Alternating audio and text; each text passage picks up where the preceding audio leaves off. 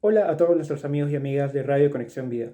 Bienvenidos a una edición más de Contexto. El programa de hoy estará dedicado al escritor italiano Alberto Moravia, un autor cuyo estilo moderno ha recogido influencias de grandes escritores y con temas sociales aún vigentes hasta nuestros días. Ante todo, examinaremos un poco de su vida para luego analizar una de sus primeras publicaciones literarias. Alberto Moravia, o Alberto Pincherle, que fue su verdadero apellido, nació en Roma en el año 1907, a inicios del siglo XX, y se crió con una familia burguesa y adinerada, un poco estimulada también por un ambiente artístico constante, ya que su padre fue arquitecto y pintor.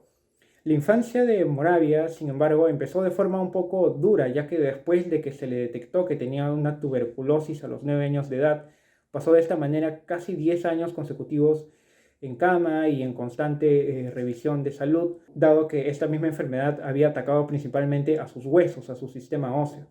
Y algunos de esos años en general los pasó en un sanatorio y luego en su hogar. Con todas estas dificultades encima, Alberto Moravia, no obstante, pudo terminar la secundaria, pero en este largo periodo donde no pudo hacer otras actividades físicas, se dedicó a leer a grandes autores como William Shakespeare, James Joyce, Fyodor Dostoyevsky, Molière, entre otros autores que irán moldeando poco a poco un gusto realmente predilecto por la literatura y que lo incentivó mucho a escribir. De hecho, estas primeras experiencias determinarán este trazo psicológico que impuso siempre a algunos de sus personajes, los dilemas morales y sociales, y también personalidades de personajes un tanto débiles o que son consumidos por una sociedad corrompida por las trivialidades, pero siempre inscrito dentro del realismo. Con todas estas influencias y tras varios años de práctica, Alberto Moravia publicó finalmente en 1922 su primera novela, titulada Los Indiferentes.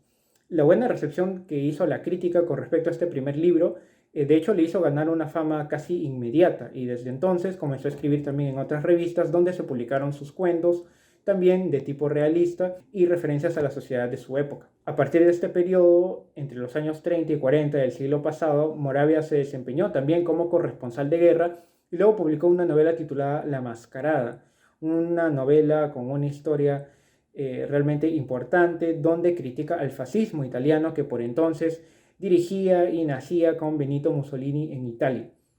Se prohibió entonces la circulación de esta obra, de esta novela, y Moravia de hecho no tuvo más opción que huir de su país. Y después ya de la Segunda Guerra Mundial, Moravia, ya reinstalado en Italia, pudo publicar novelas como La Romana, El Conformista, El Desprecio y otra serie de historias que incluso fueron adaptadas al cine entre los años 50 y 60 con grandes directores como Vittorio De Sica o Bernardo Bertolucci. Así, entre colaboraciones para diversas revistas y novelas e historias breves sobre la sociedad de su tiempo, la crisis moral y la introspección psicológica, transcurren los últimos años de Alberto Moravia, quien se casa por segunda vez a sus 78 años de edad y se dedica luego a escribir obras teatrales. Finalmente, en el año 1990, tras dejar una buena cantidad de novelas, principalmente, este autor falleció. Y bien, habiendo repasado un poco de la vida de este autor, hoy analizaremos su primera novela publicada en 1929, titulada Los Indiferentes, que en resumen nos cuenta la historia de una familia acomodada y burguesa que poco a poco ha ido perdiendo sus privilegios y está a punto de irse a la ruina. Pero esta ruina no solamente será económica, sino también moral y personal para cada uno de los miembros de esta familia. Y así asistimos a ver cómo Carla, una de las hijas de María Gracia, piensa seriamente en tener una relación amorosa con el amante de su madre, Leo. También tenemos al protagonista de esta novela, que se llama Michel, que es otro de los hijos de María Gracia y también hermano de Carla. Tanto Leo como Lisa, su expareja, también son personajes secundarios que aparecerán ocasionalmente, pero que ayudan mucho al desarrollo de la trama. Estos problemas económicos irán también de la mano con situaciones insostenibles para todos ellos y con un fuerte deseo del protagonista de poder actuar o decir algo para no ser solamente un espectador en el desarrollo de esta historia. Para esta edición nos acompaña ahora este libro que es de la editorial Losada del año 1968 y en este formato se trata pues de una historia extensa ya que tiene poco más de 260 páginas y hay momentos en los que uno como lector tiene la sensación de que quizás, y esta es una experiencia más personal, en la que tanto los párrafos o monólogos pudieron haberse reducido un poco o simplemente omitido. No obstante, considero también que la novela es bastante sencilla de comprender, tiene una trama uniforme, está contada desde la primera y la tercera persona, sin alteraciones cronológicas de ningún tipo, lo que hace de esta novela también una lectura bastante sencilla. Sin más preámbulos, ahora vamos a ver algunos párrafos y pasajes de esta novela. Leo sabía a qué riesgo se exponía con estas palabras, y si vendía en la villa en subasta, en tal caso saldría a relucir su verdadero valor y adiós negocio. Pero la madre, que no sabía de subastas y ventas, que tenía la impresión de que negocio y embrollo eran sinónimos y que sobre todo temía el abandono de su amante y estaba dispuesta a hacer cualquier cosa para atraerlo, lo tranquilizó. No, dijo, dejemos de lado eso de la subasta, pero usted, Mirumechi, podría hacernos condiciones un poco más ventajosas. Podríamos llegar a un arreglo. ¿Cuál? Preguntó el hombre, sin mirarla. Por ejemplo, dijo la madre, en exceso de estupidez, dejarnos el usufructo de la villa hasta que Michelle empiece a trabajar y a ganar y Carla se case. Una carcajada forzosa y desdeñosa contestó a la proposición. Tendría que esperar largo rato, dijo Leo cuando al fin cesó su falsa hilaridad. Largo rato. Miró a Carla y en sus ojos, entre tristes y resignados, leyó su pensamiento. ¿Quién se va a casar conmigo? Pero el sentimiento que esto le produjo fue diferente. Nada de piedad o melancolía, solo la vanidad, el orgullo de ser la viviente fatalidad para esa vida. En esta cita nos encontramos en medio de una discusión familiar y resalta la presencia de un amigo, Leo, o Leo Merumechi. A lo largo de la novela, el narrador dejará en evidencia el cálculo que tiene este personaje de Leo para manejar a la señora María Gracia y al mismo tiempo dejar en bancarrota a la familia para luego aprovecharse de este mismo inmueble donde ellos viven. La conversación en esta parte de la historia, de hecho, habla un poco de las inquietudes de algunos personajes. En Leo, por ejemplo, la preocupación de no tener un inmueble para poder especular y generar una ganancia con él, y por parte de la madre el afán por querer encontrar un matrimonio para su hija Carla y al mismo tiempo retener a su amante Leo. Con cierta lejanía, o mejor dicho, cierta imparcialidad, el narrador de esta novela nos deja en claro qué jerarquía tienen estas cuestiones en lugar de preocuparse de la unión o simplemente de los individuos que componen a este grupo. Se hablan de cosas netamente materiales a lo largo de casi toda la historia. Vamos a ir ahora con la segunda cita del programa. El muchacho se refugió cerca de la ventana. La lluvia seguía cayendo.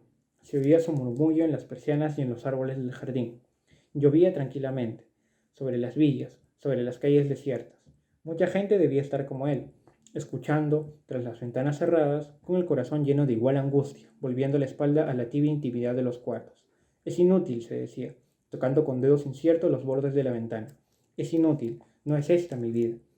Recordó la escena del cenicero, el ridículo desmayo, esa indiferencia suya. Aquí no estaba hecho para esta vida. El hombre a quien debía odiar, Leo, no le resultaba lo bastante odioso. La mujer a la que debía amar, Lisa, era hipócrita.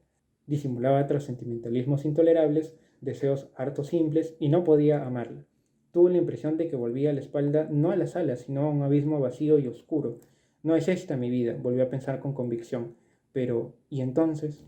Aquí el protagonista de la historia, Michelle, se lamenta o al menos manifiesta una preocupación al no poder expresar o desarrollar cierto tipo de sentimientos o reacciones ante la provocadora presencia de Leo, quien pone en riesgo la estabilidad de su familia, y luego tampoco podrá generar ninguna especie de sentimientos o afectos hacia los sentimientos de Lisa. Desde el comienzo de la trama ya se plantea un poco en cierto modo la personalidad de Michelle, donde se nos revela que este personaje llega a la conclusión de que lo mejor es fingir y llevar las apariencias hasta su máximo límite para poder convivir con su familia y el resto de su entorno. Se trata de algo un poco lamentable como personaje, pero que aquí es narrado igualmente como en la cita anterior con absoluta imparcialidad. Vamos a ir ahora con la última cita del programa. Poco a poco su cuerpo ardiente iba calentando las sábanas.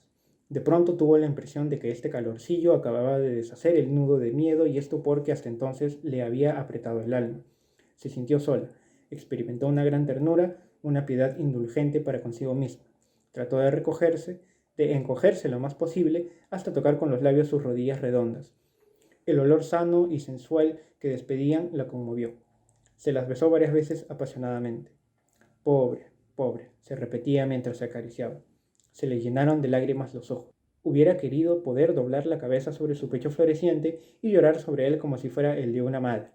Después, sin dejar de mirar con ojos atentos aquella pared apenas iluminada por la lámpara, se quedó escuchando. Los ruidos que percibía eran familiares y revelaban irremediablemente el lugar en que se hallaba. La lluvia seguía cayendo. Oía su murmullo, alguien caminaba en el baño, corría el agua, si se movía, la cama se hundía blandamente, con un ruido sordo y como remoto. No sabía si esto se debía a algún recuerdo o tan solo a la extrema suavidad de las plumas.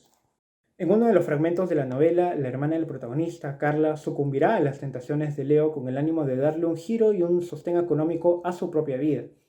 Y esta es una de las consecuencias que da este personaje y que luego desembocan en un sentimiento de vacío y de extrañeza que la afectan y posteriormente le harán debatirse también si lo que ella optó fue algo correcto o no lo fue. Durante toda la historia se relatarán también o nos harán interpretar como lectores cuánta cuota de responsabilidad tienen los actores de esta trama. La hipocresía, la alienación de las personas y sobre todo la mezquindad con que se conducen algunos personajes para mantener sus estatus sociales son algunos temas frecuentes en la novela Los Indiferentes, a la que se añaden también algunos tintes sobre impulsos sexuales y la derrota de los individuos que hicieron de esta novela algo polémica en su época. Por esas cuestiones se le ha comparado también a veces a Alberto Moravia con el ser un escritor existencialista. No obstante, a mi criterio considero que no ha llegado todavía al nivel estético o no llegó al nivel estético al que sí llegaron, por ejemplo, otros exponentes del género, como lo hicieron, por ejemplo, Fedor Dostoyevsky o el mismo Jean-Paul Sartre. Espero que el programa haya sido de su agrado. Nosotros ya nos reencontraremos en la siguiente edición de Contextos. No olviden seguirnos en nuestras redes sociales de Radio Conexión Vida y en la página web www.radioconexionvida.pe. Conmigo será hasta el próximo programa.